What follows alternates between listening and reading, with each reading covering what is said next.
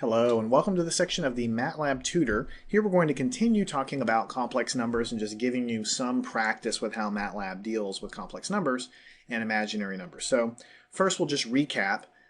Imaginary number, as you know, is the square root of a negative number. So if we actually calculate and ask Matlab what is the square root of -1, it's going to respond with I.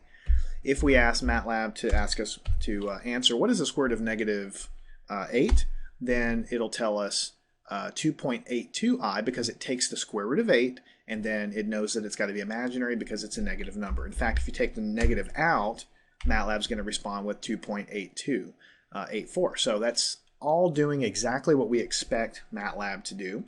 And we also said, of course, you can assign variables, 3 plus 3i. We could do a variable b. Let's call it 5 minus 9i. All right. And in addition to adding and subtracting and multiplying, dividing these complex numbers, we can do things like raise them to powers. We could say a to the power of 2, a squared. So that's going to be like taking a times a. In fact, we'll do a squared and we'll get the answer 18i, and we'll tell it, I'll go ahead and compute manually a times a, which is this complex number there. So whenever we do this guy, that's the same thing as saying 3 plus 3i times 3 plus 3i. So what MATLAB's doing behind the scenes is distributing and multiplying every term times every other term. Anytime you get I squared, you're going to get -1 because I times I is -1. I times I should always give you -1. That's something you learn about when you deal with complex numbers. And so there's cancellations going on, and so the answer that MATLAB computes is all correct and follows the rules of complex numbers as you might expect. So you can also do things like raise things to a negative power. So this b to the -3 would be, and b, by the way, is given, we've already defined it, 5 minus 9i. So when you raise it to a negative power, it's like saying 1 over b cubed. And it does all that math for us, and so we have a very small real part, negative 9.15 times 10 to the -4. The imaginary part is also very small, negative 4.53 and so on, times 10 to the -5. So it does all that stuff behind the scenes, which is great. We can actually do things like taking a complex number and raising it to another complex number because a and b are both complex. And when you do that, MATLAB does all the heavy lifting and computes the answer. So it behaves much like a calculator. You might expect a high-end calculator to do. Now, another thing is there are a lot of built-in functions in MATLAB that are specifically designed to basically operate on complex numbers. One of them is the absolute value. The absolute value, as you know from basic algebra, of -4 is just 4, right? But this absolute value function also works just fine on complex numbers. So this is a complex number. A is 3 plus 3i. So what it's going to do is calculate the magnitude of this guy, and it'll always respond with a positive number. So what's going on here, if you look into the math behind it, is you're doing the Pythagorean theorem on the real part and the imaginary part, and you're getting the answer, and that's what we call the absolute value, or the magnitude of that complex number. Now this complex number lies in the complex plane as well. You have a real part and an imaginary part, so there's always an angle defined with every complex number, the angle from where you are to the x-axis. So to pull that angle out, you just basically type in angle and then you pass it the complex number and it's going to respond with an angle. Now, you should know by now, MATLAB always deals in radians, so this is an angle in radians. If you wanted that to be in degrees, you would say, okay, let's take what we did before, take the angle of that complex number. We need to multiply it by 180 divided by pi. That's going to cancel radians with radians, and so you're going to be left with degrees. That's just a conversion factor, so that's 45 degrees. And that should make sense to you because the complex number a is 3 plus 3i, so it's 3 units over on the real axis, 3 units up the imaginary axis. It should be right at 45 degrees, and that's what we get. Okay, so doing the absolute value of a complex number and the angle that exists in the complex number is something you'll be doing a lot with anytime you deal with any kind of complex results. The other thing is I just want to show you that you can, this absolute value business, makes intuitive sense if you just operate on pure imaginary numbers. I mean, there's no real part to this at all. So the absolute value should be 2. All right. if you have 3i, the absolute value should be 3, and so on. So if you pass it a complex number to plus 3i, then like I said before, it's doing the Pythagorean theorem to find out what the magnitude there is. Same thing for the angle, just to kind of review a little bit. If you have a pure imaginary number, see, it's a pure imaginary number. There's no real part to it. It's just imaginary. So the real part is 0. The imaginary part is straight up and down on the imaginary axis. So the angle for something like this is always going to be 90 degrees, or pi over 2. This is pi over 2 radians. And if you didn't believe me there, you could just multiply by 180 over pi, which is our conversion factor, and that's 90 degrees. So any kind of pure imaginary number when you're trying to find the angle is going to give you that. So whenever you do something like angle B, which is over here we have 5 minus 9i, then what you're doing is you're basically taking the inverse tangent of this divided by this. That's all given in your math books to find that angle. In this case, it's negative blah, blah, blah radians, and you can multiply by 180 divided by pi to give you the angle in degrees. So it's almost negative 61 degrees would be the angle where that complex number lies.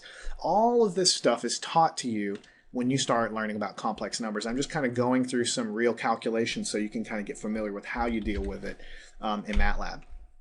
Now, you also have some other functions that are designed specifically to deal with complex numbers. For instance, there's a function called real, and if you pass it something like this, then it's going to return whatever the real part of this is. So this is the real part, this is the imaginary part, so it's going to return 3. Right? Of course, it's perfectly happy if you if you put a variable in there that has a complex number, right? 5 minus 9i, that's what I'm putting in there. So the real part of that is 5. So it's just going to return this guy.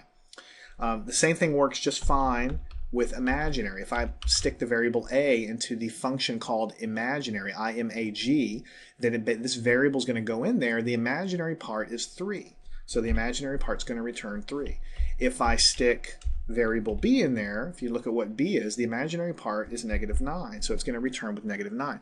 These are things that really are not so much that you would probably not do them so much when you're just working with these basic complex numbers, but you might use them a lot if you're programming in Matlab. Maybe you're writing a function that you've got a very long calculus, integration or something like that you're doing, the result of which might be complex, right? Well, then your final answer, maybe you want to strip away the imaginary part and only give yourself the real part in the final display of the answer. Let's just say whatever integral you're doing, you only care about the real part of the result. So you might have a function in one of these .m files that calculates the integral, it gets a complex answer, and then you might at the very end just take the real part of it and display the real part as the answer. Maybe that's just your algorithm.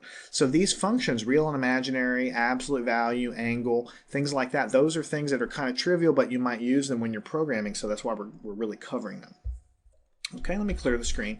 Finally, before I close here, I'd like to just kind of go over some things, something very important with complex numbers that you learn in your math classes in trigonometry and in calculus in specific. So if you remember, there's something called the Euler identity, right? And that means that if you have a complex exponential, right? For instance, something like pi times I, okay? So this is a complex exponential. In other words, it's e raised to the power of pi times I. And if you have learned about the Euler identity, which most of you probably have, then what it means is that this is an equivalent way of writing a complex number.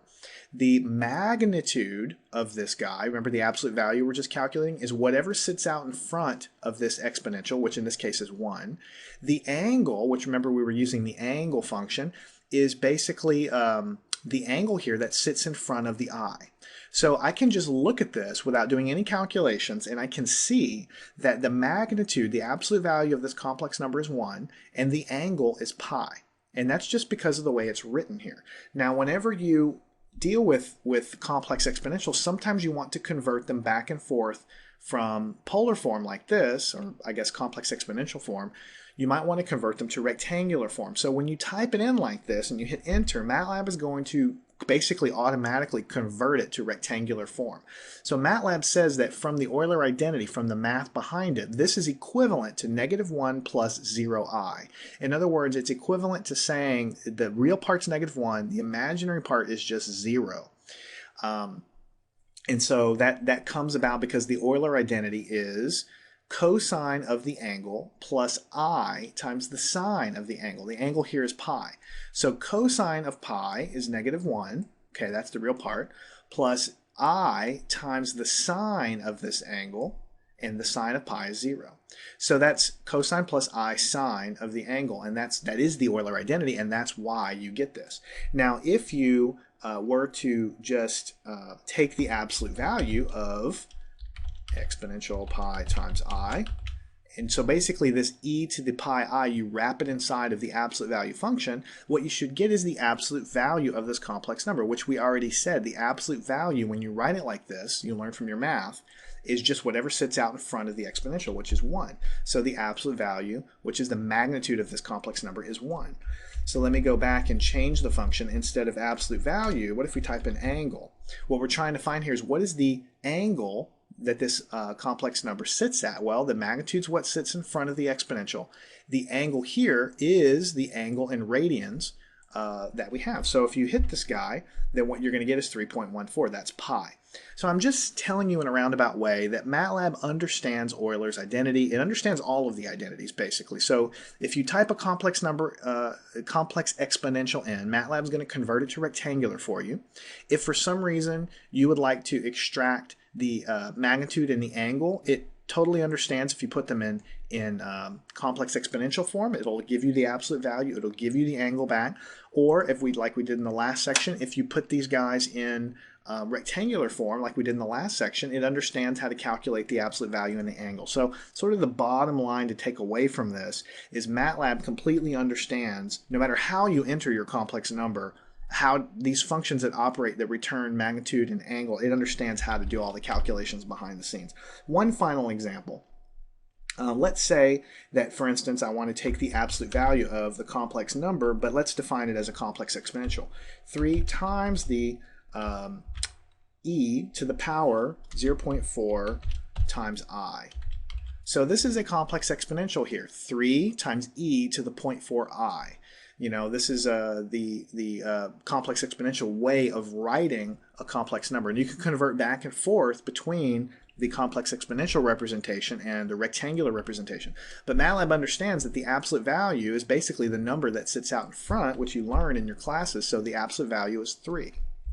When you go over here, if you take away the absolute value and ask it to return the angle, it understands that the angle of this complex number is whatever is sitting out in front of this I. So 0.4 is what gets returned there. Hit enter one more time. 0.4 is what gets returned there.